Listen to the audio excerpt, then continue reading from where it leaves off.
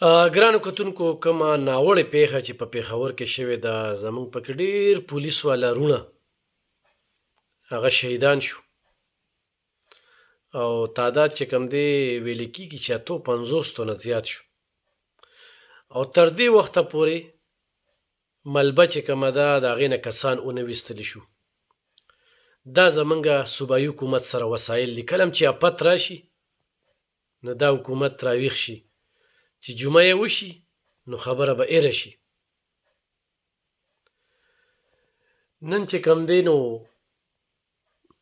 دونه نشي کولی چې دا دونه وخت کې ملبه غرمه شوه او دا ټیم شو خو ملبه یې لرې نه کړه. ګرانو کتونکو زمونږ چارسده دغه بمي چودنې ډېره زیاته وځپله او څه نښه جنازې چې کم دی نو هغه اوس موږ اوچتې کړئ، نښه م خاورو ته وسپارل.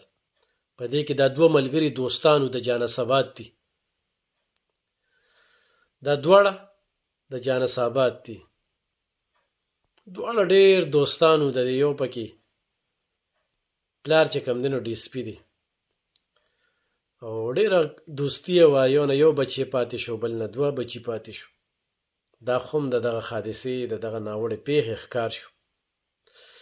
الله پاک دې دوی خاندان له صبر ورکړي، الله دې دغه خو دي جنتیان ولې چې شهید کلم نه مري او بیا الله ته ولاړو الله سره خبرې کولې مانځه کې ولاړو شهیدان شو. والله دې دوی خاندان له صبر ورکړي، ډېر بچي یتیمان کړل، ډېر ظلم یې وکړو، ډېر زیات افسوسناکه پیښه ده. دا زمونږه جانساباد دا دوه دوستان دي، دواړه دوستان دي ښکلي هلکان، اوس څه یې ودونه کړو نو به ډېره دردېدونکې کم ذکر به کوو. هر شهید یو داستان پرېښودو، هر شهید بچي پرېښودل. زمونږ پکې د متحده شاپکي پر صدر رور چې کم دی هم په دغه کې شهید شو.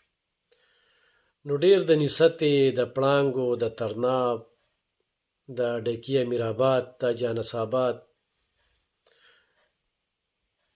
ډېر دی کې شهیدان شو. دا مې سره شریکول ډېر افسوسناکه پیښه ده. الله پاک دې خاندان له صبر ورکړي.